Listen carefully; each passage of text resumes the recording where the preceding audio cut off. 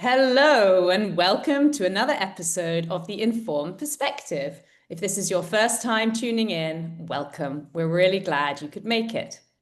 This is a space where we explore what it means to build strong, thoughtful communities, starting locally, but always with an eye on the bigger picture. As the name suggests, we believe real change starts by listening, really listening to different voices and lived experiences.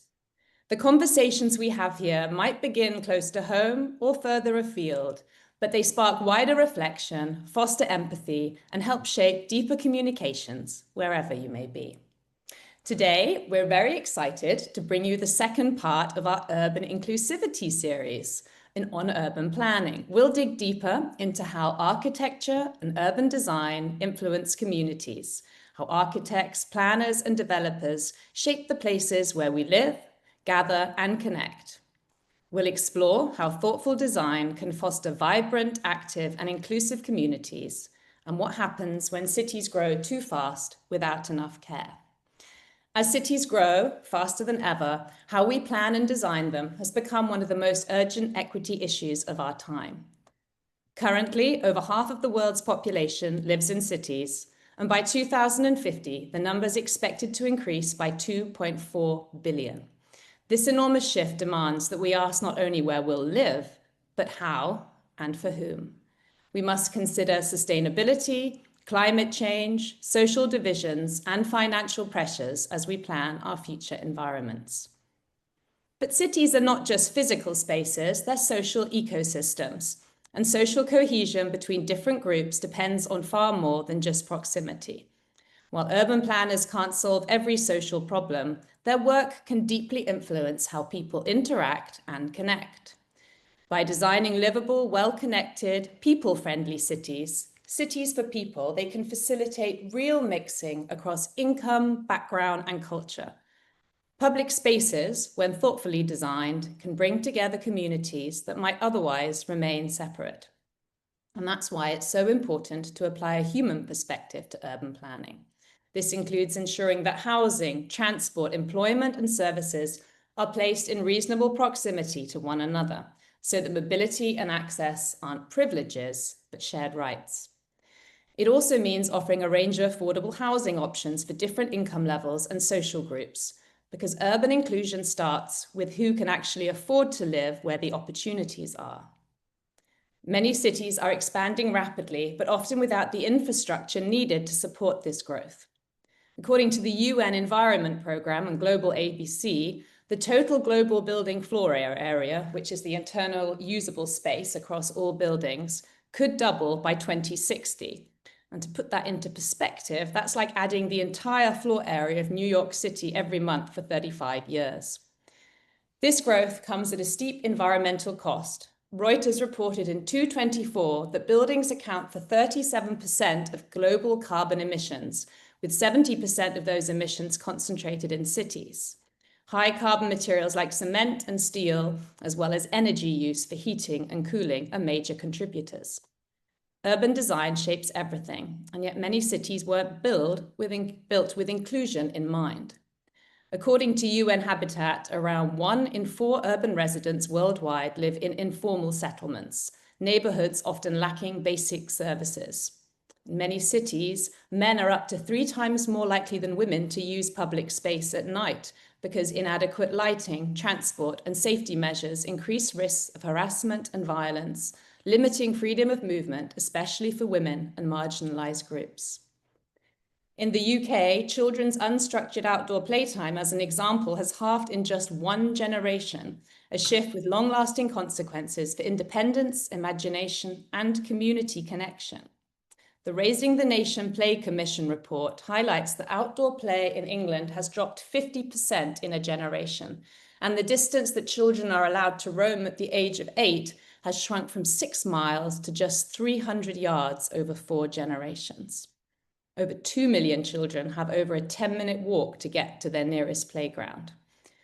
Meanwhile, parks and recreational areas are often concentrated in affluent neighborhoods, but lacking in low-income or marginalized communities. Affordable housing is frequently built far away from city centers, without adequate transport, schools, or healthcare, adding commuting costs, increasing time poverty, and deepening social isolation. Informal or slum areas in some parts of the world often get ignored in city planning, lacking basic infrastructure like clean water, sanitation, and electricity, exposing residents to health risks and social exclusion. Public spaces and buildings that don't reflect or accommodate cultural practices of local or indigenous communities erase cultural identity and limit belonging. And the lack of accessible infrastructure like sidewalks, ramps, elevators, or paths excludes people with disabilities, restricting their independence and access to education, work, and community life. These aren't mere architectural flaws, they're social justice issues. As we continue this exploration of urban inclusivity, it's also vital to recognize the mounting challenges cities face from climate change. By 2040, over 200 cities worldwide will be in coastal areas less than 5 meters above sea level, making them extremely vulnerable to rising seas and extreme weather events. If urban planning is to be resilient and fair, it must be climate conscious and community-led, especially in vulnerable areas. Adaptation efforts must go hand in hand with poverty reduction and disaster preparedness. Marginalized groups are disproportionately impacted by both climate inaction and exclusionary urban policy. And yet these minorities are often left out of the very strategies designed to help. But the good news, cities also offer incredible potential for transformation. When we put communities at the center, especially those historically excluded, we can create cities that are both inclusive and climate resilient. With much of the urban infrastructure of the future yet to be built, we're standing at a crossroads, one that offers the chance to rethink everything. And that's where today's guests come in. They challenge assumptions from gendered spaces and football centrism to marginalized housing to cultural placemaking. And they are reimagining what inclusive, people-centered cities look like, both in theory and in practice. So just a few quotes now to get us rolling, and then we'll dive into the introductions. Anna Claudia Rosbach, the Undersecretary General and Executive Director of UN Habitat, has said, "From rising sea levels to urban heat waves, the human, economic, and environmental costs are becoming too high and are only set to increase in future." It shows that no urban resident will be unaffected, with billions of people subjected to hotter temperatures or exposed to the risks of flooding and other threats. And Gro Harlem Brundtland, former Prime Minister of Norway, "Sustainable development is the development that meets the needs of the present without compromising the ability of future generations to meet their own needs." And Yuri Brofenbrenner, developmental psychologist and urban environment advocate, "Particular attention should be given to the opportunities which the environment presents or precludes for the involvement of children." And Candy Chang, artist and public space advocate, "Our public spaces are as profound as we allow them to be." Richard Florida, urban theorist and author of The New Urban Crisis, "We need common places to congregate that go beyond the local Starbucks. It's hard to sustain a functional urban economy when teachers, nurses, hospital workers, police officers, and restaurant workers can't afford to live within commuting distance of their jobs." And Kevin Lynch, the American urban planner and author, "The design of public spaces should prioritize human interaction and social cohesion. A well-designed city encourages exploration and discovery, leading to a greater sense of belonging and attachment." And I think all these voices just remind us that cities aren't just physical, they're emotional, political, but also deeply human. So Jenny, I'd like you to introduce our guests today. Thank you. I'm really excited for our panel today, as always, and it might feel like a little bit of a niche topic, but I think it's something that once we start discussing, especially from the inclusivity and the accessibility point of view, it's a topic that affects us all, no matter where we live in a city. We visit cities, we know of cities, and it's just so exciting to have the perspectives of our three guests today. So I'll start with Ewelina, who's a Warsaw-based architect, researcher, and co-founder of Molly Kuwai, a studio, a creative practice, rethinking how we design spaces to be more equal, inclusive, and socially connected. Her work blends architecture, gender research, and community-focused design in really bold and thoughtful ways. She's the mind behind Equal Sequence, a method for looking at urban spaces through a gender and equality lens, which she developed through a project with Carolina Nery Foundation. Ewelina is passionate about challenging the norms in architecture, whether it's questioning why so many public spaces are designed with sports or masculinity in mind, football centrism, as she calls it, or pushing through the more thoughtful design in schools and cities. She's also worked on big projects like the Gdansk Stadium for Euro 2012 and has her work exhibited all over Europe and in Chicago. She brings together a team of sociologists, artists, and philosophers to ask big questions about how space shapes society. For her, architecture isn't just about building, it's about the people who use them and the culture they help create. Carolina is an architect and urban planner from Brazil, now based in New Zealand, who leads Artecture, a practice dedicating to transforming spaces and communities through innovative placemaking. Artecture's mission is to create environments that inspire, engage, and leave a lasting impact, driven by a deep commitment to human-centric design, sustainability, and community collaboration. With expertise in urban renewals, events, workshops, park design, and placemaking initiatives, Carolina works to revitalise neglected areas, foster connections, and enhance quality of life for individuals and communities. Her approach focuses on geographic context, community engagement, and transformative impact, empowering people to actively participate in shaping their environments. Through this work, Carolina strives to build vibrant, inclusive, and sustainable spaces that enrich lives and create a positive legacy for future generations. And Lesley is an urban strategist and co-founder of the Urban Gurus of the South, a Johannesburg-based consultancy focused on sustainable and inclusive cities in the developing South. Working across South Africa, Tanzania, Eswatini, and Liberia, Lesley specialises in urban regeneration, transit-orientated development, and housing finance. He partners with organisations like the City of Johannesburg and Hawaii and serves as an external examiner at Wits University. Lesley's work emphasises community-centred projects and translate policy into real impact. He's passionate about co-production, affordable housing, location, long-term economic growth, and addressing the challenges women face in African cities. And what really excites me about these guests and our upcoming conversation is the community, people-centered element of it. So let's get started, Penny.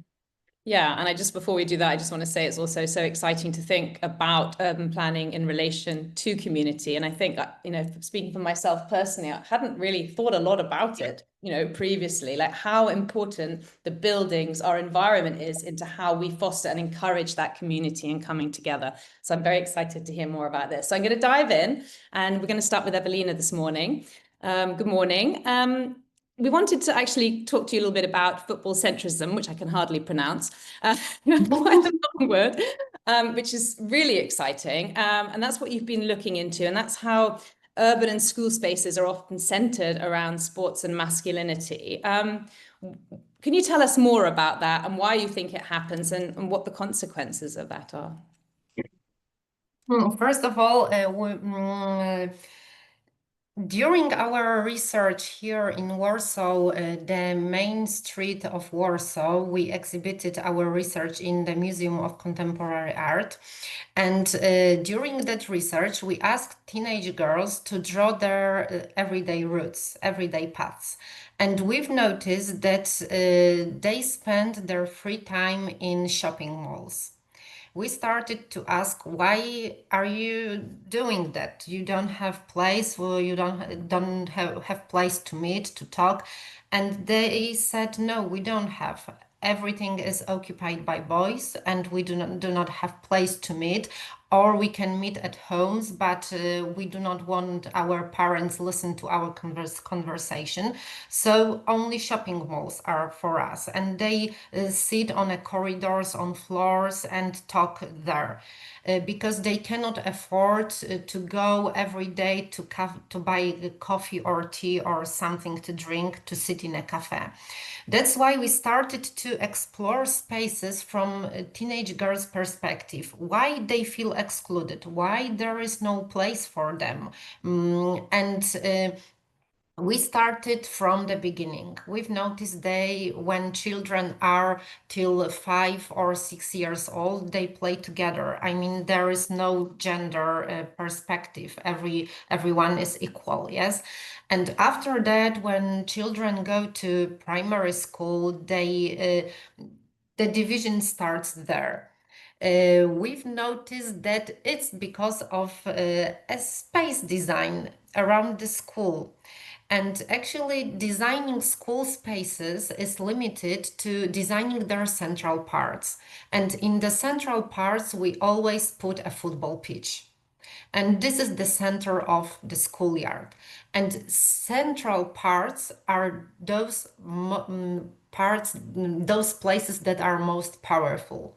And occupation and using of those parts, of those spaces, is considered as most valuable, is carried out in accordance with a hierarchy of power. I mean, there are those who have a right to use that space, and there are those who do not have enough power to be there in the center, and they feel excluded. And that's why we started we started to do research, and those research indicated the exclusion of a group of teenage girls. And we started to draw their paths in a schoolyard, and the children movement paths, we called it a spaghetti diagram. And it clearly showed that the girls mainly occupy the edges of the space and boys are in the center. But not all of the boys. I mean, only the boys who have a power that play football, and they play football very good. That's why a school that is shaped by a football-centric system, it creates patriarchal values, yes, and what is most important is in the center, and marginalizing the needs of other groups. A school becomes a tool for systemic empowerment, shaping power relations, and creating patterns of inequality and exclusion. And also, football centrism is because a football has always been associated with ideas of masculinity, strength, and competition values. And in many places, football is something more than only a play. It becomes a focal point of culture, and it unites people. But as a result, sometimes the resources, attention, and money is dedicated to that sport and marginalizing other activities. And the consequences are not only for girls. I mean, there are women in sport research that shows that only 8% of girls from age of 13 is physically active. And it's really horrible research. But also there is another research of women in sport about boys. And their research shows that the idea of masculinity that football shows and has a huge impact of their mental health. Because the football centrism narrows the definitions of masculinity and reinforces the value of physical toughness. And and marginalizing the creativity, more emotional creativity and emotional openness. And that's why football centrism, during our research, we started to talk with girls, with boys, and our research shows that also during our surveys, girls indicated that they also want to play football. They also want to be a part of the game of that society, but they are not allowed to do that.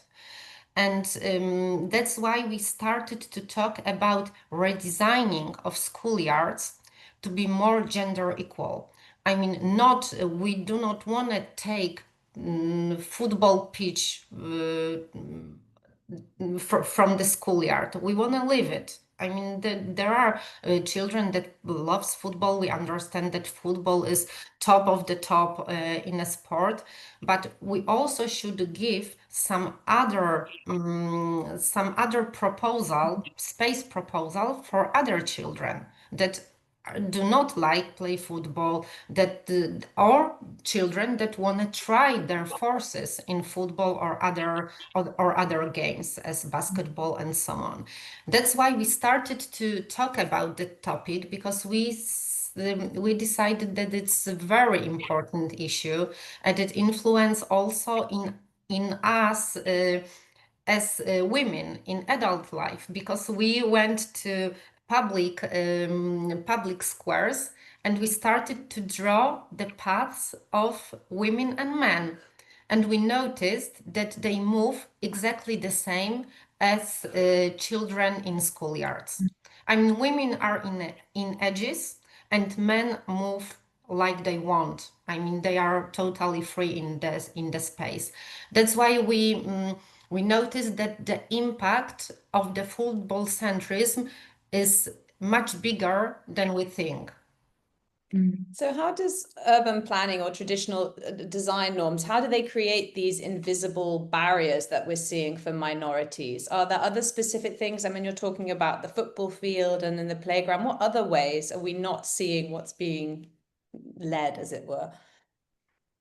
I mean, actually, the designing of the space should run together with education. Yes, with social education of children, that they are equal. But we started to run here in Poland such education, such lessons about equality, but.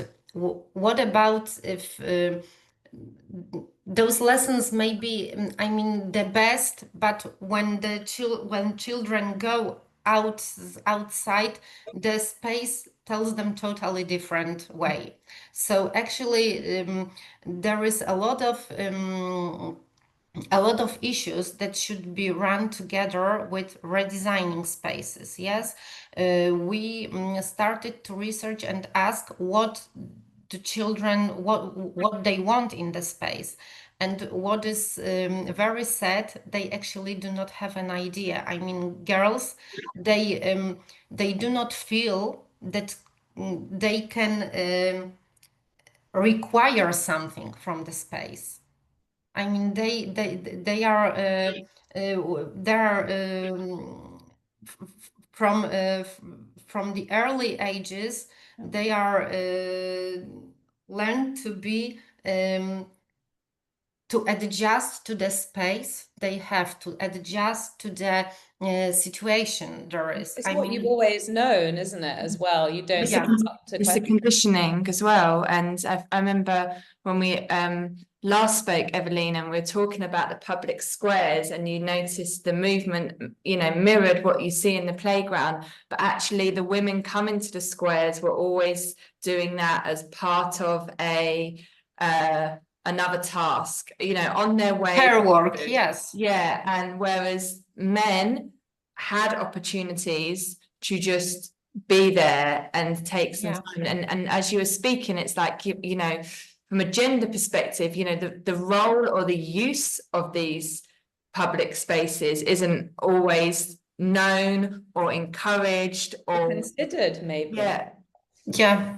What sort of things, Ewelina, then are you bringing to, for instance, the playgrounds or sport facilities that might then, through the urban planning or the planning that you're making, support more inclusivity and genders coming together? I mean, we talk a lot of with teenagers, with teenage girls and boys, and we notice that there is the necessity of creating another additional pitch, smaller one, or create two equal pitches where other children can start and start their forces in play in those social plays, yes, and they can be a part of that society. And we also know the design of a school, a football pitch in Copenhagen, I suppose, where the football pitch is finished by a wave.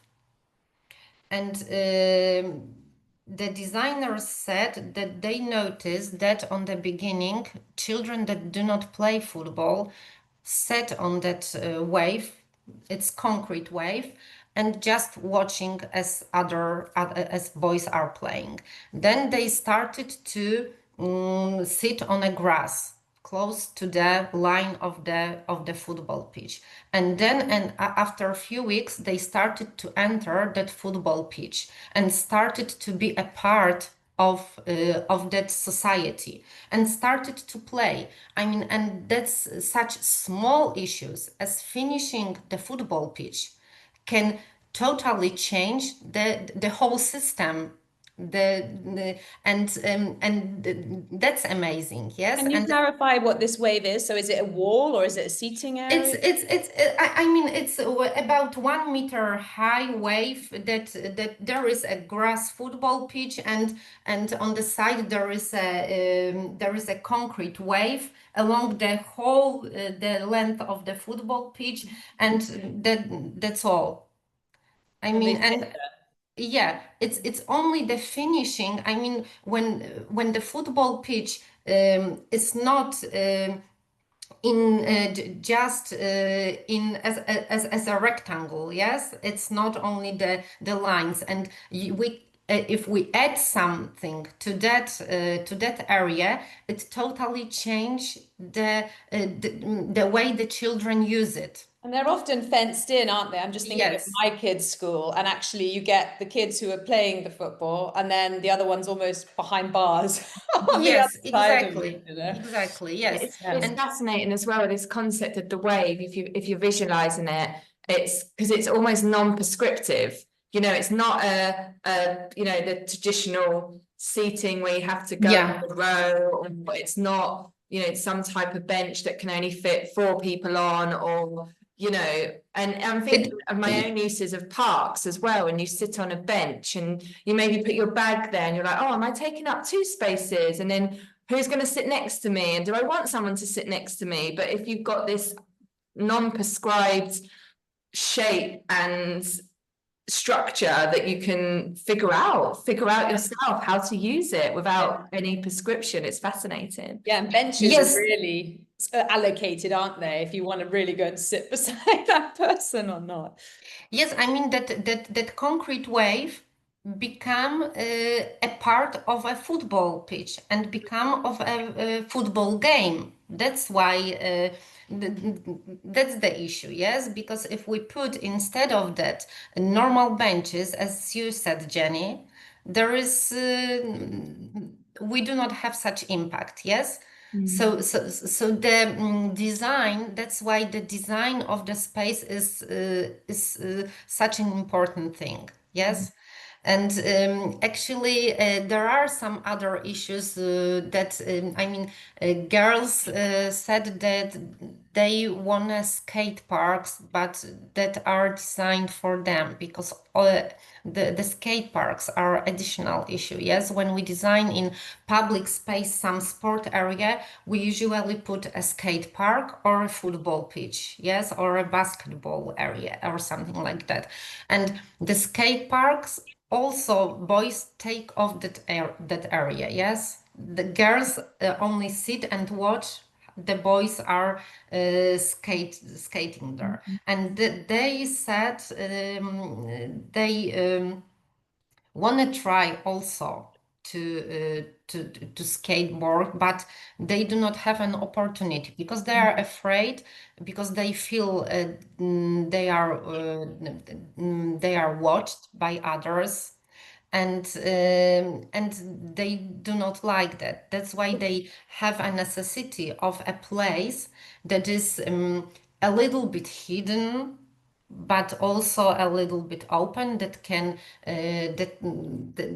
where they can start their forces in other activities, in sport activities. So just to clarify, are you then suggesting that we need not only to encourage the new spaces that we're making to be more inclusive, but we also need to consider for girls and for women spaces that are purely for them?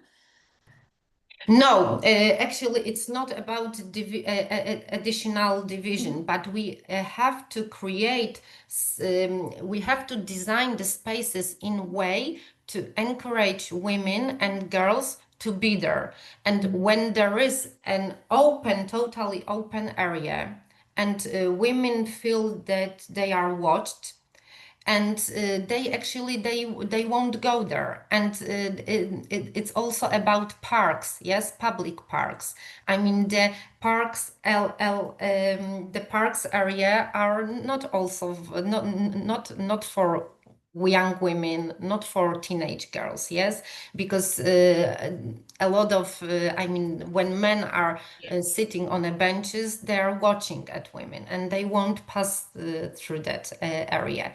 That's why the design of the area should be a part of that area should be a little bit hidden.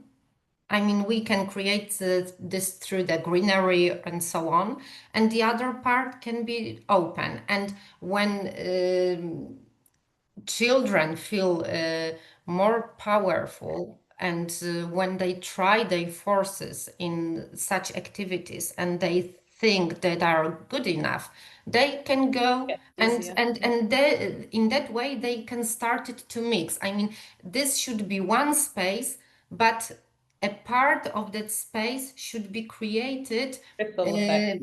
Yeah, exactly. Well, thank you so much, Ewelina. That's really like lots to think about as well, and fascinating. I'd like to move on to Carolina now, if that's okay.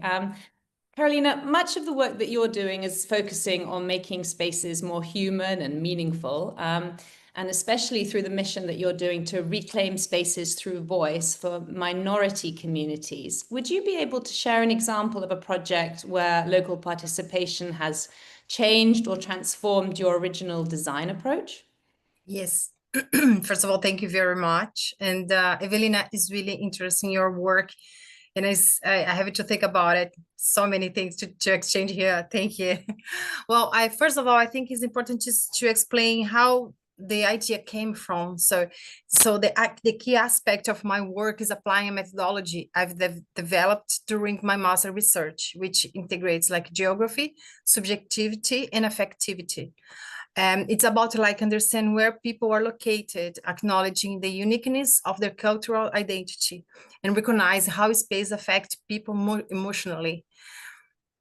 Through this lens, I've learned that architecture and urban design can be powerful tools to challenge social injustice by allowing people to reclaim the space they occupy and they make their own.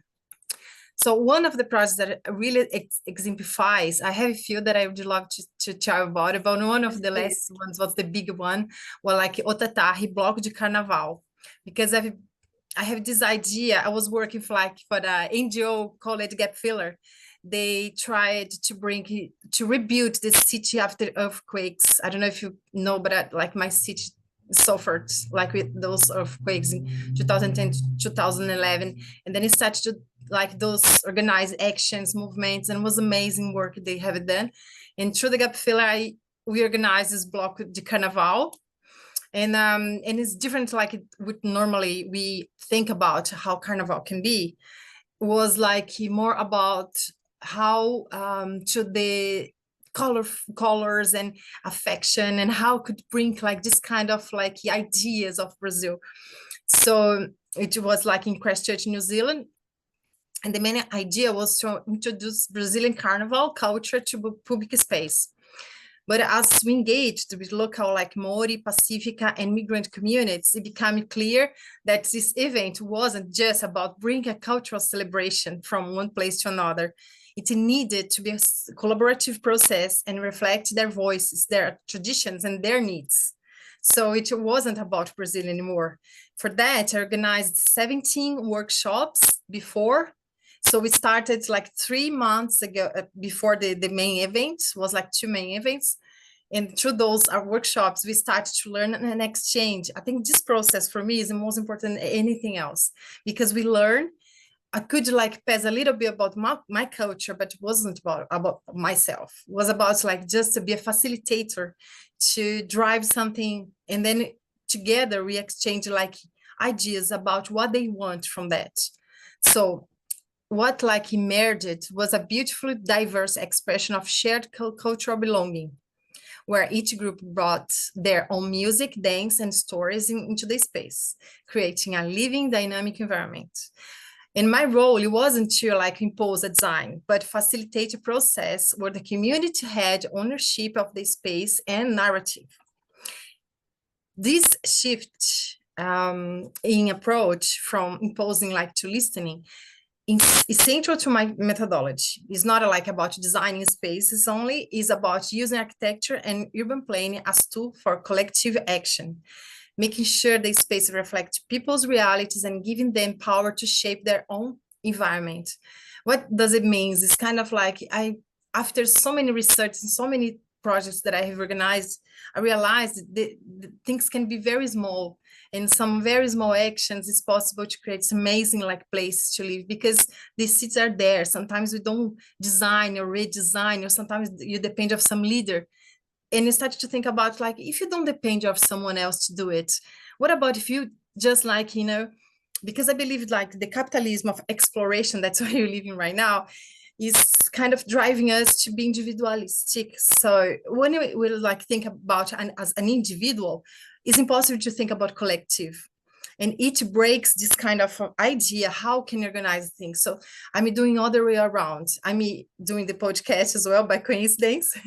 And the main idea is to help people to be together again, to like very small actions, and through it like to organize events and gatherings, but not just as an event itself, but as process of gathering and movement and fight for our rights. Is basically that. Yeah, and I feel like if your voice isn't being heard, or if you're not being represented, or you're not involved in what your city's becoming or your community, then that incentive to get involved just isn't there. And I think that kind of comes back as well to having pride for something and wanting to be a part of it. If you include citizens and people, and they're part of that story, and they're not just sort of asked a question and then anyway something else is done, and actually can be involved in that, that's such a different drive, I think.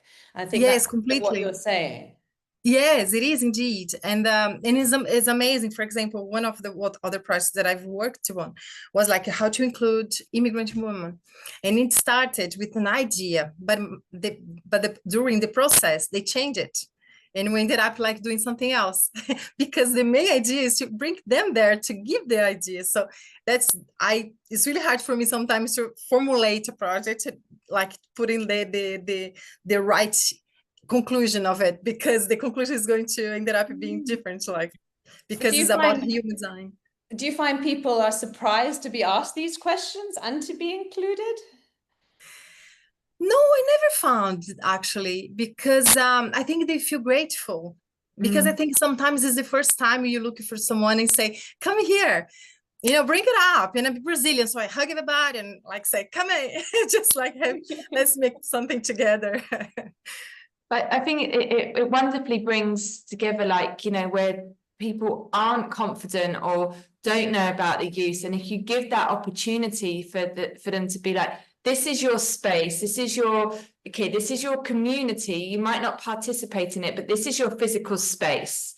This is your physical space, and you have an opportunity to, be it through, some festivity and some cultural, celebration, which you describe, but actually, how does it show up, and how do we use this space that you're in? Coincidentally, Penny, Ewelina and myself all live in the same neighborhood in Warsaw, which is a wonderful coincidence. But there's was an open gardens weekend, and it was you made me think of it, Carolina, when you were talking, and it was 32 events across 2 days, but from little workshops to people bringing their skills or interests, and the final event was a Brazilian music celebration, essentially, and quite random, why, and I presumed it was going to be in the main square where they'd had a concert the night before, no, it was in someone's house and garden. But what was lovely was that it was like, wow, one, that this house can be used for this, and you can welcome people in, and you can be open to your community. And two, I looked around and I was like, oh, everyone's got this interest in this culture or this music or live music. I didn't have an interest, specifically in Brazilian music, but I love live music. And you just looked around, and it lots of our conversations always go back to your personal experience then becomes a shared experience, and the power of that to make change or to express your needs or your wants and your desires is so much more powerful. So it was so lovely to hear your example, because I have had this recent experience of that as well. And also that Nice. All of us have skills, right? We don't often think about it, but every single person out there has something that they can bring to the community in some form, right? And it's kind of tapping into that. If we're having these conversations, making each other aware, look, you can do this really well. You're really good at that. Why don't you get involved? And how we can bring that to the community and then nurture that. So I think that's huge. I think we often have a tendency to sort of think we haven't got anything to bring to the table, but everybody does.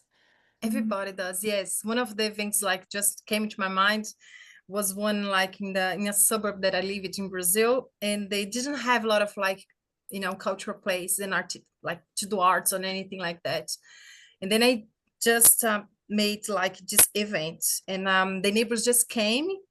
And they start to ask, what can I do as an arts thing, but I don't know to do anything. I say, I'm sure you can do something. She goes I know how to make pizza. And I say, great, let's make pizza. And everybody started to be engaged. And it was lovely, actually, so amazing, to think about. They feel like they're important, they are part of it. The city is not to someone else. It's their city. They're part of it. It's our city.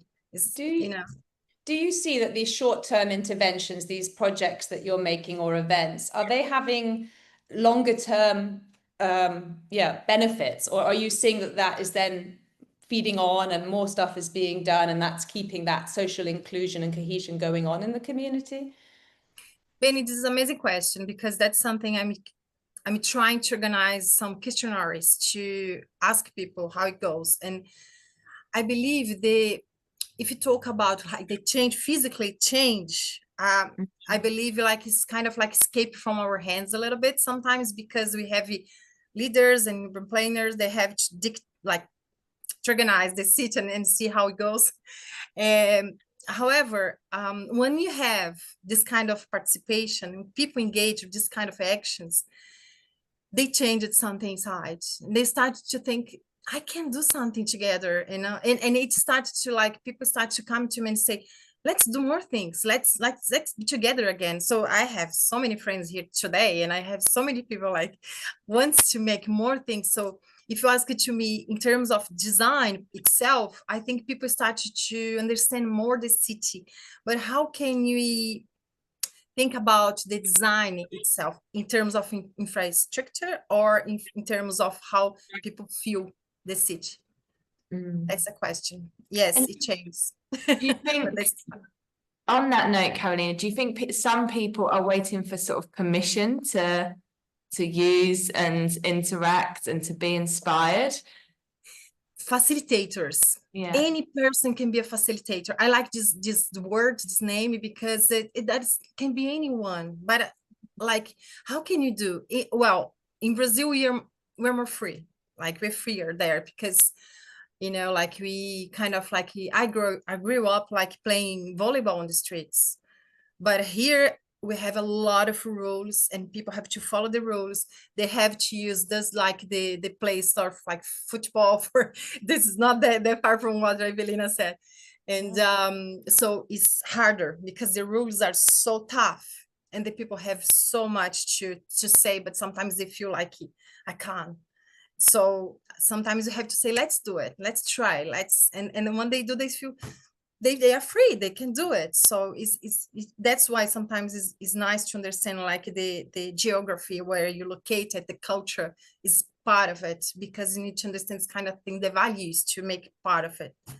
Yeah, that's where I'd like to move on to Lesley, if that's possible, because that's kind of relevant. I also would like to say something okay. about Carolina. What are you doing? I mean, that's amazing, because from my perspective, working and cooperating with communities is a very hard work, but from 2 points of view. First, that people usually are not aware that they can say something, they can create their space. I mean, and we have to encourage them that their voice is heard and they can do something here, and they have a right to decide what is there in their neighborhood. But also from other point of view, for us as architects and urban planners, it's also very difficult task, because we are taught that we know how this space should look like and that we are professionals. And giving the voice and the right for creating space for people is totally changing the system for us. I mean, we have to be aware and change our mind that we are not the creators of that space as architects and urban planners, but we are only a craftsman. Yeah. And Yes. and the people who live, yeah, exactly. And people who live there, they're professionals in their space, not Yes. us. But that's exciting, isn't it, for you as well? I would thought, because Yeah, it means exactly. it's not I just mean, what you learn in the textbook. It's like bing, bing, and we can go off in all kinds of directions. I mean, that's exciting, and that's also very difficult task, because during our studies, we are taught that you are the professionals. You have to design and you decide how people use that space and how they are moving around that space. And now we are totally changing the system, because we are giving the voice to others and we listen to them and we design. I mean, actually, we do not design. We are changing their ideas into something built environment, but that's not our ideas, that's theirs. Yes. But finally, the people who are living there, they know best what their needs are. Sometimes you have an architect or urban planner flying in from God knows where, doesn't even know what the environment is and is building something. So it's crucial, right? I think it's amazing. Yeah. It is, yeah. But as facilitator, I think it's like we need to use our skills as well to pass, because it's the education is the base of everything. That's why the workshops are so important, because we kind of like exchange learning, and we learn and like teach as well.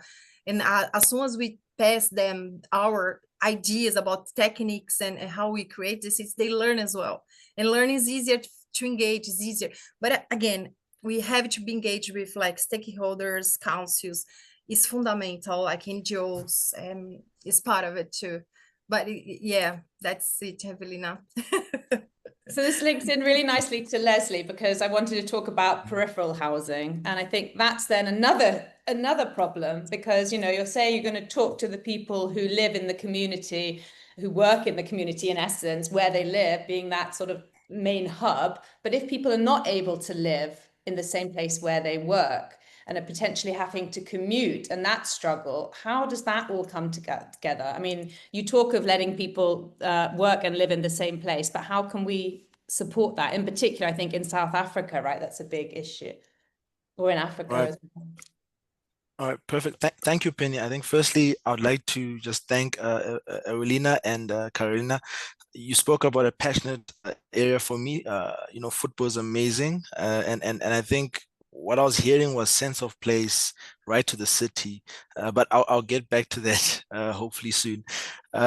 So with South Africa, the challenges that we face now come from a legacy of spatial planning, which was, I think, from the 1950s to the 1990s, where apartheid planning, essentially put non-white South Africans on the periphery, away from well-located neighborhoods, and away from inner city core where opportunities are.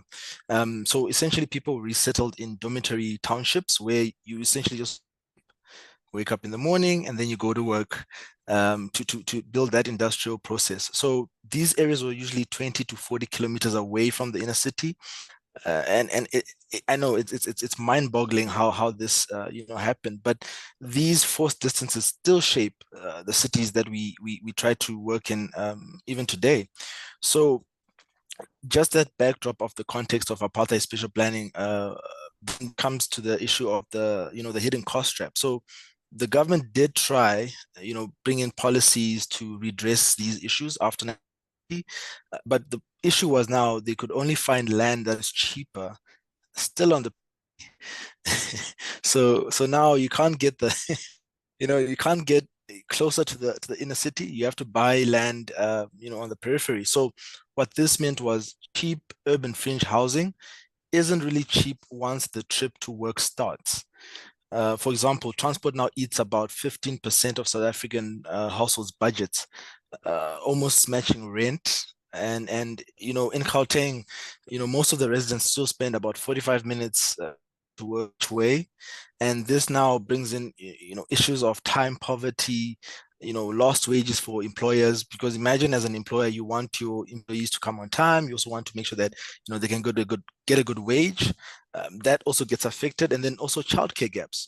I know I became a father, and I'm really enjoying the sleepless nights. So those being able to tell stories to your children, or being able to spend time with your family, it really still affects a lot of people staying on those urban peripheries. And for me, those are the real inclusion barriers in South Africa, the spatial form that we have, where the inner city is so far from where more find affordable housing at present. Now, in terms of efficiency flip, there's a question I normally want to ask, and it's mostly simple. It's how many jobs, schools, and services can I reach in 30 minutes? If that number goes up, the total living costs go down. So even if rental goes up slightly, we can think of it as swapping cheap housing, expensive trips for fair rent and shorter commute. And now we begin to bring the city closer together. We begin to stitch the city's urban fabric and get people into mixed use communities. And in South Africa, they've had two things they've tried to bring into effect. The first is the corridor. I know it's a very interesting name, and essentially this is a transit-oriented corridor between the townships and the inner city. And the idea is to try and build up densities along that corridor and have people in those affordable housing units, and prescribing the developers to have at least 30% of affordable housing units for every development that they develop. And this is by law since 2019. So each developer has to have a 30% inclusionary housing component to allow people to move into the inner city or close about from there. So those are some of the challenges that we have. And then obviously, once we people closer, we can then start thinking about, the design elements. How do you get people to have a sense of place, identity, and so on. But thank you, Penny, for the question. Yeah, no, I mean, the first thing I was thinking is just that if I had to commute every morning, first of all, 40 minutes one way, then do my day of work and then 40 back, I wouldn't have the energy to want to do anything in my community, because it would be late and you've got your family. And then I'm wondering what that means for community. And you're trying to say community, we need to get back to community, and that's vital. But you've got to have the energy and you've got to be supported. Exactly. You're absolutely correct. The issue with most cities in the developing South is whether you're Nairobi, Sao Paulo, Manila, the math still holds. Every extra distance you travel for a low-income earner, it drains the wallet, disposable income, it advantages wealthier areas. But if we can flip this, this is where the idea of urban planners, architects, or developers, if we can test and push this idea to say, can we have denser housing units along transit stops or at transit stops? Can we lock in affordable housing units early in development? Can we maybe encourage employers to co-fund rentals? Maybe, for example, mining companies do that a lot. They do try to bring in their workers close to where their operations are. That does try to help. I do respect that approach. But the results is obviously lower carbon emissions, which is what we all want in the world, bigger labor pools for economies to keep growing, and most importantly, cash in workers' pockets. So those are some of the things that are really, really what we want to push. Even at Urban Gurus, we do work with young architects and designers. I know even at our school of architecture, we literally occupy one building, which is very nice. We do share these ideas and all the time, and it's something that really comes into mind. Inclusive planning really isn't about where we house or we place a house on a map. The training says, place a house here, place a BRT there, place a commercial property here. But I believe it's about where the family time is going on a daily basis, and also the money. So where does a family's time and money go on a daily basis should be what we really measure as a inclusive urban planning. Yeah, and the infrastructure, I think, is again so important. I mean, an example would be, certain cities like Munich in Germany is just one that sort of comes to mind, that has exploded in size, in the last decade or whenever it was. And yet the tram lines, the bus lines, the underground, nothing's changed, and it can't support that many people. So you've got another layer to it. So it's sort of having to continually readdress these needs, right? Because it's changing all the time. And I think, like you said, childcare, another huge one. And sometimes you sort of heard of, in the olden days, a factory or a business that actually had the housing for the workers in the same place, had the childcare included, a certain quality of life was then, and that gives the incentive also for the employees to want to work there and give back, right? Exactly. You've spoken about this rent-to-earn housing. How would that look then? Or is it something that is actually happening now successfully? So the model is happening in Africa, where developers are trying to come up with the concept of you incrementally get equity as you pay your rentals, because sometimes people don't have those large amounts to get a loan from a bank, but they do earn a certain amount that they can take towards their living expenses, but also towards the housing. So this is happening in Africa. There is a company called Empower. It's run by Glenn, very, very lovely gentleman, and he's trying to push that with Bitcoin and blockchain technology. I think they once raised money to try and facilitate this process and support developers, because sometimes it's a risk sharing mechanism. How do you share the risk of a developer and the state, but still be able to provide housing for the low income or informal people in the economy? So it is an approach that does help, but it really needs subsidies and partnerships from a lot of stakeholders to be able to really get it to the people who need it the most. So it sounds a bit like, I wanted to ask you what you think the biggest barriers are to inclusivity in urban planning. It's money, isn't it? That's fine. We normally don't like to talk about money, but yeah. I think distance. Distance is usually the biggest thing. So once we can reduce that distance, people can really connect and really share those and get to know your neighbors. I mean, if you come back home, you might be able to see your neighbor, have a coffee or tea whilst your children are playing together. It really builds that community sense. But now if you're coming back at maybe 10 p.m., you can't really get to know your neighbors, and it really makes you feel disappointed from the community. Yeah, I mean, Lesley, I totally agree that the distance in a city is a crucial point. I mean that I mean, we talk here about 15-minute city, yes, and for me, it's totally a myth because additionally, if we take under consideration the movement patterns of women, men, and elderly and children during 15 minutes, that the distance they can go is totally different. Yes, and additionally, the public transport is a crucial issue in a city. Yes, I've heard about such an issue. I'm not sure whether it was in Brazil, but people have been displaced there in the suburbs, and the cities built them houses and gave them houses from such very poor district. But the distance from the city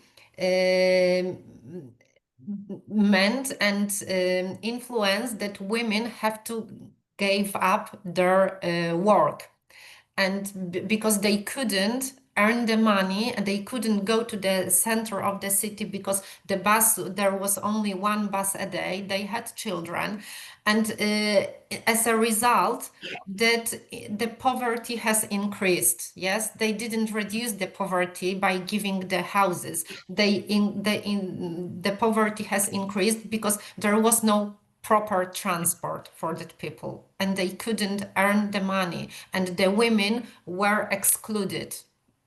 Yes, the transport usually excludes women and people who do care work, and that's a huge issue. I feel that there's so much like to talk about as well, and I'm for me it's fascinating because Lesley, thank you for bringing the context of South Africa as well, and how that's shaped the situation today. And being from England, it's completely different history and scenarios, and it's actually the opposite. People willingly travel a lot to the city for their big salary jobs, and they can, but the service providers which are core to having organizations run, the cleaners, the restaurant workers, the lower income jobs, service providers, they can't afford to live in London either, or they do, but it's I'd not say quality of life, but the accommodation is restricted, in size or quality, and it's what I'm really interested in, and I'd love anyone's thoughts on is, from a not necessarily a regeneration point of view, but a redevelopment. And there's a term, one of my first jobs was in engineering, so this is a term from there, but where you're retrofitting, what is the future of repurposing cities or retrofitting cities so that they can be more accessible and it can be more inclusive? Just asking that question, but another thought I had that I just wanted to add in as well is we've also in England got these towns that were built around factories and manufacturing that are now gone, and there's not these jobs in the town. So it's a double-sided coin and question, but yeah, what can be done in terms of redeveloping or creating inclusivity for infrastructure within cities? Okay, maybe I'll take a step quickly. So with the area that I normally specialize in, TOD, the idea is there's two things that you need to be in place, either government subsidies or densities. because higher densities means infrastructure costs go low, so people can have more access to water and services. So the idea that sometimes we push is, can we have mixed use buildings? Can we have higher, but also have more uses integrated in those buildings? If we can push that, maybe we can be able to start using our space more efficiently. But also, to the design element that Ewelina mentioned, we need to start thinking about the voices of the other. I think Patsy Healy, one of my favorite authors, mentions it, that if we don't listen to all the voices in the city, we continue to marginalize through design. And sometimes visual cues do perpetuate the design element. So I think that's probably the biggest things: mixed use development, but consider it urban planning, urban design that includes everyone. I'm also kind of thinking about unused space as well, right? So at Tween Talk, we are searching and searching for the space for our tweens. So at the moment, we're kind of moving about from place to place. And you look around our neighborhood or even just the city and you see space. There is space, but often it's derelict, it's not being used, or it's just empty, whatever. How do you also free up the spaces or have access to that? Are people aware of that? I think having those conversations as well and just contributing to the community and saying, yeah, you can use this space. And that also goes back to green, right? In the cities, how do we get more of that? And I think Warsaw's done a really good job because there's lots of lovely trees and parks, but that's not the case in lots of cities. So how do you bring back that wellness as well and that health benefit so that people don't have to leave? I mean, I think in the UK, it was actually more common that we left the cities because we wanted more of the nature. Yeah. And it's also you saying about reusing the space. So where I'm from in the UK, so it's Surrey, the region just southwest of London, and there's so many office developments. So there was so much investment in office space, for many reasons, COVID being one, and people, the shift to remote working and working from home, they just lay derelict. They're now being turned into, I can't say seriously affordable housing, but they're being turned into housing, apartments and that, the UK housing market is insane, which is why I won't use the word affordable, and not necessarily accessible. But and it's that government support where you need actually, okay, that's a good move. Hopefully there's good sizes, but actually the rent to earn that you spoke about, Lesley, not everyone can purchase somewhere, not everyone can cover the rent or be able to go towards getting some equity in a property. But you're offering those perspectives, and that if you could rent to buy, the long term is that might potentially one day belong to me, so I have that pride in it and I want that community to work and I want to be a part of it. I think that's also crucial.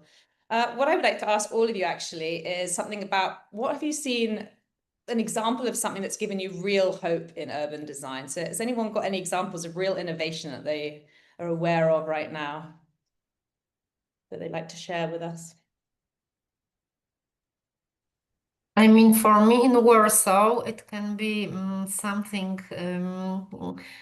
It's a wild space under the bridge in the center of Warsaw that was taken by boys, and they did a skate park there.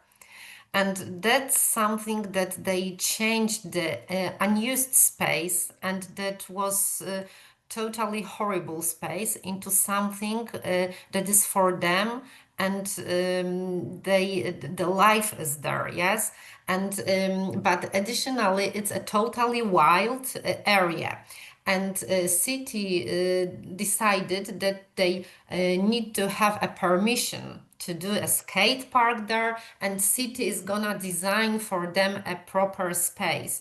And they hired an office, and office started to design space. And also, there were some conversations, some workshop with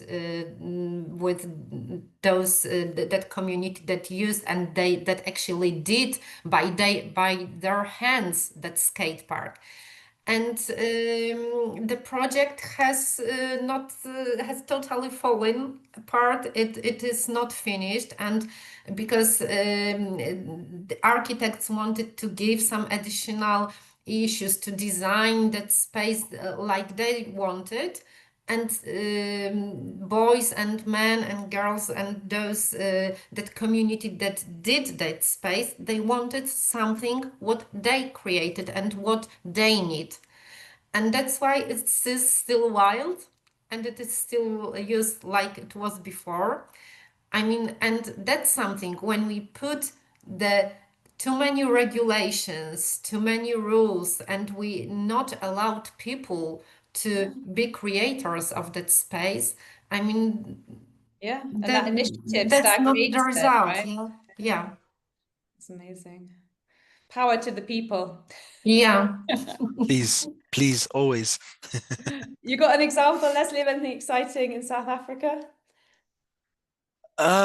So in South Africa, they do try to create a lot of parks and try to bring in the homeless communities into those parks. So they've tried to make it more user friendly, but also not to make. I think they use a lot of soft and hard spaces so that people feel included when they enter the space. So that's something that they are trying to push. But also retrofitting buildings that have been hijacked previously to make social housing. That's also another initiative that the city is trying hard to push for. Amazing. And Carolina, anything? Well, there's one place that very close to the suburb that I born, and I have just memory. Then a man, like a simple person, was like, he wasn't designer or architect or anything. He started playing some trees, and some people took it off. And he say, I want to insist it. I want to play it again. And he did it. And the third time, the council say, okay, we're gonna help you. Finally, someone said, let's help this guy. And they decided to plant more, 10 times more. And today is a linear forest, honestly. It's like kind of huge, beautiful place. And this is the kind of design can come from anywhere. And I love that anyone can actually contribute to it if they want to. Yeah, it's amazing. So just to close today, we wanted to ask you our Tween Talk question. And the question is, what's something that you see in your city or in other cities that makes you think that's not fair, and how would you fix it? Me first? Yeah, fire ahead. Well, I would love to talk to Ewelina about is Ewelina, right? Sorry. About because he gave me this idea about girls, how they use this city. And here I think we have similar problem, but it's like teenagers, most of them, they when they are not in the school, after school is a problem.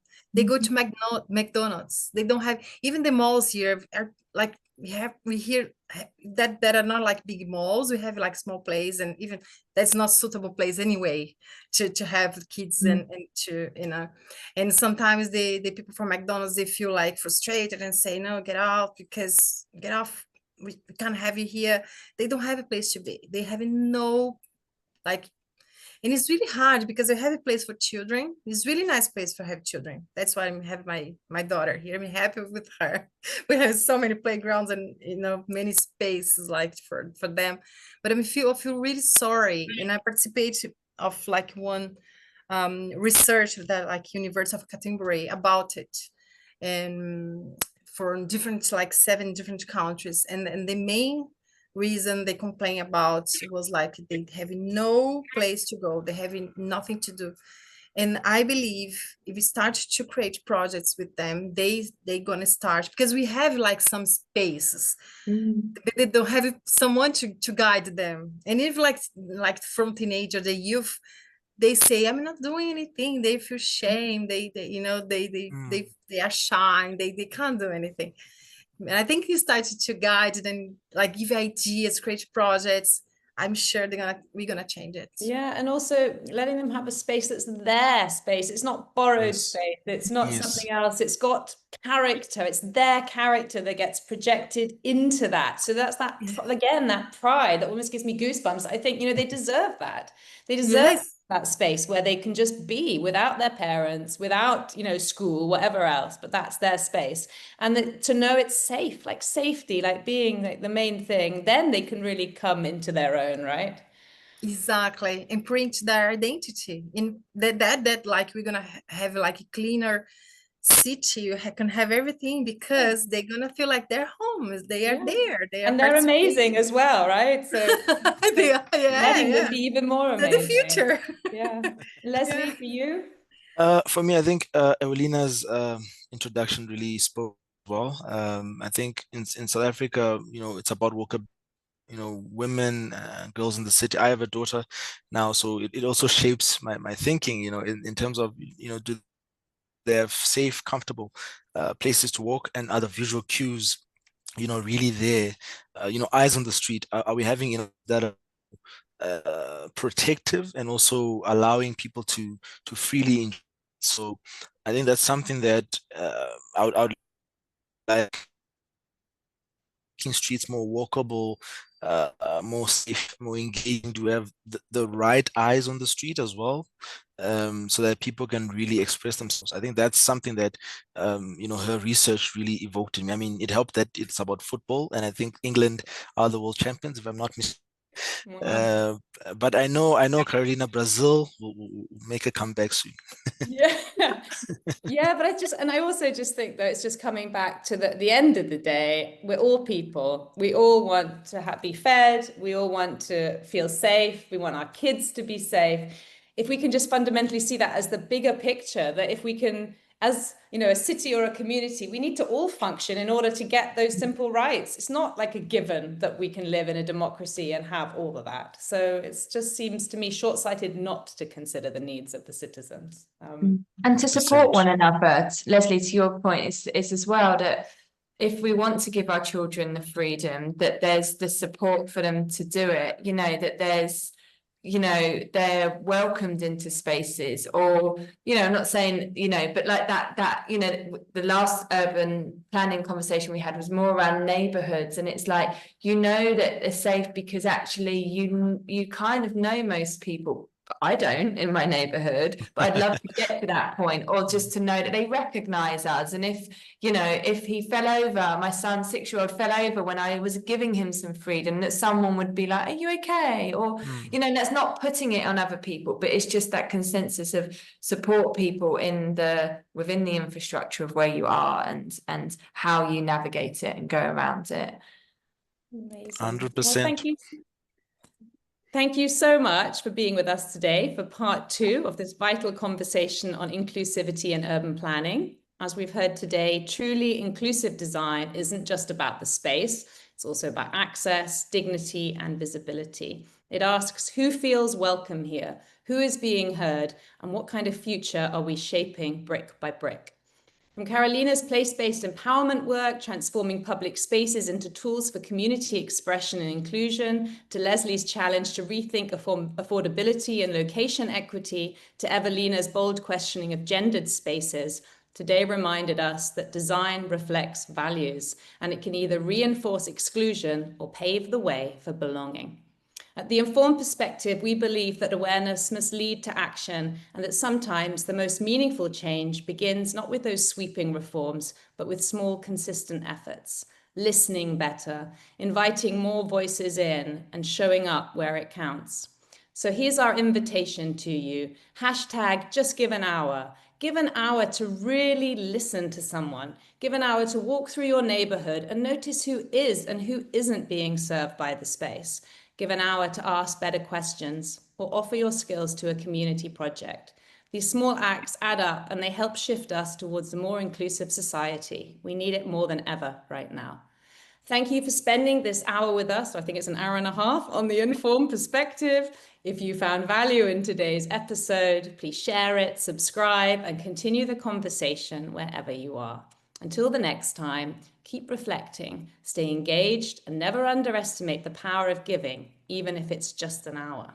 Take care and keep informing those perspectives.